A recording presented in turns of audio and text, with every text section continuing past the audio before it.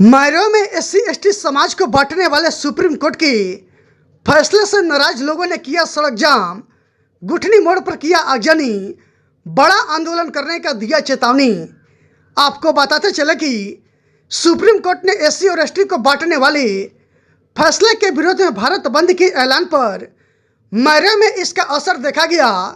समस्त अनुसूचित जाति व जनजाति संघर्ष मोर्चा के बैनर तले सैकड़ों की संख्या में एससी और एसटी समाज के साथ हमारे कार्यकर्ताओं ने मैरवा गुठनी मुख्य मार्ग के पमनली पेट्रोल पंप के समीप और गुठनी मोड़ मैरवा धाम को पूरी तरह से जाम करते हुए आगजनी किया है। आंदोलनकारियों ने केंद्र सरकार के द्वारा समाज में फूट डालने के खिलाफ जमकर नारेबाजी करते हुए सुप्रीम कोर्ट के वर्गीकरण करने वाला फैसला वापस लेने की बात कह रहे थे।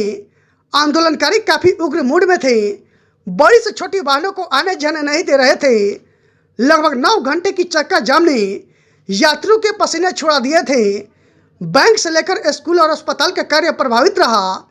इस दौरान माले के पूर्व मुखिया योगेंद्र कुशवाहा और माले नेता उपेंद्र शाह ने कहा कि केंद्र सरकार सुप्रीम कोर्ट के सहारे एससी और एसटी समाज को बांटना चाह रही है, लेकिन इसको हम लोग बर्दाश्त नहीं करेंगे। आरक्षण सामाजिक आधार पर मिला है।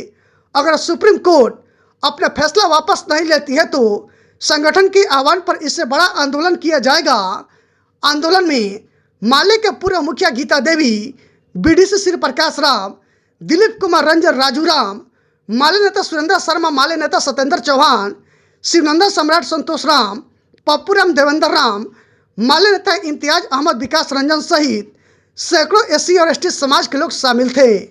आज हमारे जो एससी एसटी के लोगों ने कॉल किया था कि 21 तारीख को पूरे भारत बंद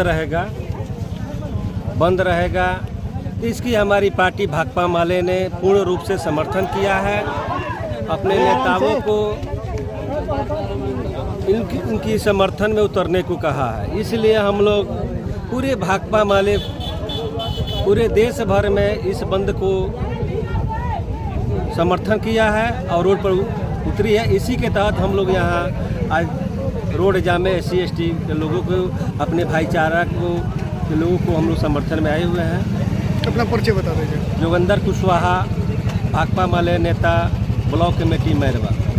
देखिए, कोर्ट के फैसले के खिलाफ आज की तारीख में पूरे भारत को बंद करने का कॉल किया गया था एससी एसटी ओबीसी समाज के लोगों के द्वारा, और आज पूरे एससी एसटी ओबीसी समाज के लोग सड़कों पर उतर के और संविधान में जो छेड़छाड़ करने की बात और संविधान के अंदर जो आरक्षण मिला हुआ है उसमें वर्गीकरण करने की जो बात कही गई है, ये साफ दर्शाता है कि कहीं न कहीं भाजपा जब से सरकार में आई है, जब से सत्ता में भाजपा की सरकार आई है, तब से आरक्षण को तोड़ने की, मोड़ने की उसने कोशिश की है। और इस बार सुप्रीम कोर्ट के जरिए भाजपा की ही चाल है कि सुप्रीम कोर्ट के जरिए और आरक्षण के अंदर आरक्षण लागू करके और आरक्षण के लोगों को आपस में जो लड़ाने की बात कही जा रही है, इसको एससी एसटी ओबीसी समाज के लोग समझ गए हैं और इसके खिलाफ आज पूरे भारत में एससी एसटी ओबीसी समाज के लोग सड़कों पर उतरकर उस फैसले के खिलाफ अपना बगावत शुरू कर दिया है। और हम सरकार से मांग करते हैं और सुप्रीम कोर्ट से भी मांग करते हैं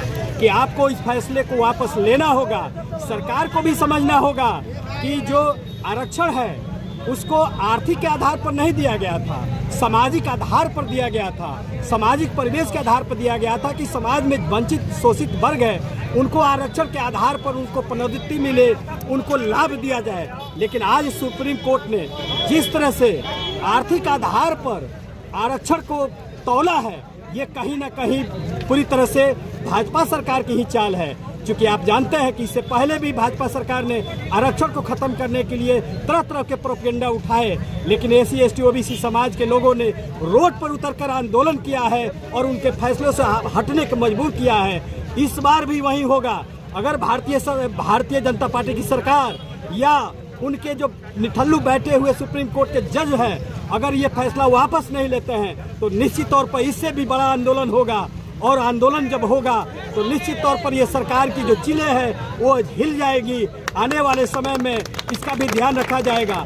अभी तो हम लोग पूरे जो बंद का कॉल किया गया था शांतिपूर्ण तरीके से हम लोगों ने कॉल का पालन किया। इमरजेंसी में जितने भी लोग हैं उनको हमने ने आने जाने दिया है। कहीं से भी किसी जनता को हमने कहीं भी ठेस पहुंचाने का कार्य नहीं किया है। तो निश्चित तौर पर आने वाले समय में अगर ये सरकार, उनके बैठे हुए जज अगर इस फैसले को वापस नहीं लेते हैं तो इससे भी बड़ा आंदोलन किया जाएगा। कहा जा रहा है कि जो सत्ता पक्ष में जो चिराग पासवान है, जो युवाओं का सबसे बड़ा इस समय चेहरा माने जाते हैं, वो भी आज देखा जा रहा है कि आप लोग आज पक्ष में है। इस पर क्या कहेंगे? नहीं, हम लोग के पक्ष में अभी तक ऐसा कोई तो बयान नहीं आया है, लेकिन निश्चित तौर पर आरक्षण के आधार पर हम कहना चाहेंगे चिराग पासवान और जीतन राम मांझी से कि आप लोग जो सत्ता में बैठकर और सत्ता के संरक्षण में जो बिल पास हुआ उसके खिलाफ आप नहीं बोल रहे हैं, तो निश्चित तौर पर ये बात दर्शाता है कि आप SC/ST OBC समाज के हितैषी नहीं हैं, उनके दुश्मन हैं। हम तमाम लोगों से भी अपील करना चाहते हैं कि इनको हमको समझने की ज़रूरत है, जो कि आरक्षण के बल पर तो आते हैं, लेकिन वही भाजपा जो लगातार आरक्षण को ख़त्म करने की साजिश कर रही है और उसी सत्ता में बैठकर जिस तरह से चिराग पासवान नहीं बोल रहे हैं, जीतन राम मांझी नहीं बोल रहे हैं, कहीं ना कहीं ये दर्शाता है कि वो सत्ता के केवल मलाई खाना चाहते हैं, उनके अपने वर्ग के लोगों की चिंता नहीं है। हम तो कहना चाहते हैं कि अगर रामविलास पासवान होते तो निश्चित तौर पर इस सत्ता में बैठे लोगों के खिलाफ जरूर बोलते, लेकिन चिराग पासवान का नहीं बोलना कहीं ना कहीं ये साबित करता है कि उनको सत्ता की मलाई से केवल मतलब है, अपने लोगों से मतलब नहीं है। यानी कि भाजपा जो है वो सुप्रीम जो कोर्ट है वो भाजपा के इशारे पर सब फैसला कर रही है। ये आप देख ही रहे हैं कि जिस तरह से जजों की बहाली कॉलेजियम सिस्टम से हो रही है और 7 जजों के जो बेंच है उनमें उनको देख लीजिए कि वो कौन लोग हैं। सभी वही लोग हैं जिन्होंने फैसला दिया। कल तक आर्थिक आधार पर कुछ लोग बात करते थे कि आरक्षण को आर्थिक आधार पर करना चाहिए, लेकिन हम उनको बता देना चाहते हैं कि 300 साल से पहले से जो लोग दलित और बाकी वंचित लोग जो अति का दंश झेल रहे हैं, उनको न्याय दिलाने के लिए आरक्षण का उपयोग किया गया। आर्थिक आधार कभी नहीं बनाया गया।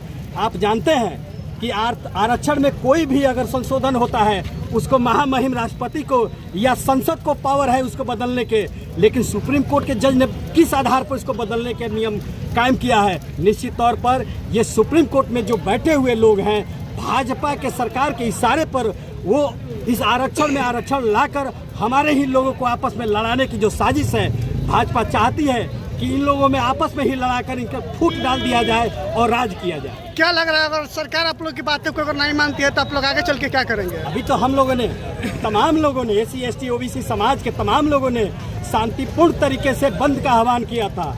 अगर सरकार इस बात को नहीं मानती है तो निश्चित आने वाले समय में इससे भी बड़ा SC/ST OBC समाज के लोग आंदोलन करेंगे और वह जो आंदोलन होगा अनिश्चितकालीन होगा और उसके सारा का सारा जवाबदेही जो है केंद्र सरकार की होगी, उसमें सत्ता में बैठे हुए लोगों की होगी। मैरवा में किन किन जगहों पे आप लोग चक्का जाम कर? मैरवा में आप देखिए तो बभनौली से लेकर ये आपके गुठनी मोड़ से लेकर पूरे मैरवा में चक्का जाम करने का काम किया गया है, क्योंकि हम लोग ये जो बंद का आह्वान किया है शांतिपूर्ण तरीके से किया है और हमारा जो बंद है वो निश्चित तौर पर पूरी तरह से सफल रहा है। अपना परिचय बता दीजिए। उपेंद्र शाह, इनकलाबी नौजवान सभा के जिला अध्यक्ष, भाकपा माले नेता, जिला कमेटी।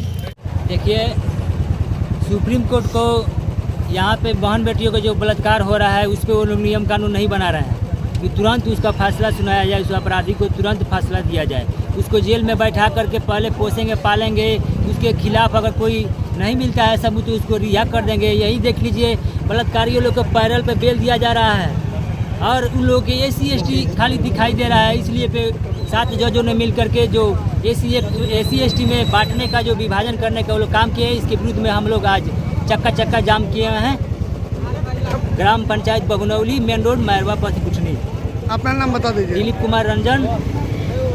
पर जो है भारत बंद का आह्वान हम लोग किए हैं। सुप्रीम कोर्ट को अपने फैसलों को वापस लेना पड़ेगा।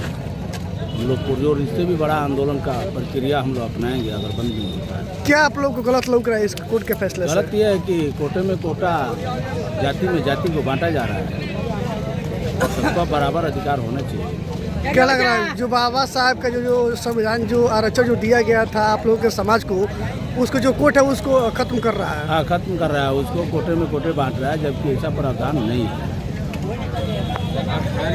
कितने का संख्या में अभी आप लोग यहाँ पे मौजूद है? गुटी में हजारों की तादाद में। क्या लगा सरकार अगर आप लोग की बातें अगर नहीं मानती है तो आप लोग क्या करेंगे आगे चल के? इससे बहुत बड़ा आंदोलन का प्रारूप तैयार किया जा रहा है। अपना नाम बता दीजिए। मेरा नाम प्रभुनाथ प्रसाद, ग्राम भोपतपुरा में। ये इस चक्का जाम करने का हम लोग का मेन मकसद है कि कुछ समय पहले जिस प्रकार से ओबीसी समाज को सेंट्रल गवर्नमेंट ने बीसी और ईबीसी में बांट करके उन्हें आपस में लड़ाने का काम किया, ठीक उसी प्रकार से सोची समझी साजिश के तहत केंद्र सरकार जो है सुप्रीम कोर्ट को इशारा करके और एससी एसटी ओबीसी को क्रीमी लेयर ला करके समाज को बांटना चाहती है। और उनका बांटने का मेन उद्देश्य ये है कि जो एससी समाज और एसटी समाज में पढ़े लिखे लोग हैं उन्हें क्रीमी लेयर के अंदर ला करके मतलब कंपटीशन से बाहर कर दिया जाए और ऐसा समाज कंपटीशन में लाया जाए जिनमें योग्य कैंडिडेट न मिले या मिले भी तो बहुत कम मात्रा में, और वो जो सीटें मिले उस सामान्य सीटों से भर दिया जाए। इन्हीं सब बातों को ध्यान में रख करके आज हम सभी समाज एकजुट हुए हैं और इसका विरोध प्रदर्शन कर रहे हैं और ये आग्रह करते हैं कि सुप्रीम कोर्ट ऐसा निर्णय जो है अपना वापस ले, अन्यथा इससे भी आगे बढ़कर हम भविष्य में आंदोलन करेंगे जिसका परिणाम जल्दी हो जाए। अपना परिचय बता दीजिए। मनीन्द्र कुमार, ग्राम पोस्ट इंग्लिश, और इसके साथ आप तमाम मीडिया बंधुओं को धन्यवाद कहेंगे ताकि आप लोगों के समूह सहयोग से यह कार्यक्रम सफल हो रहा है। धन्यवाद।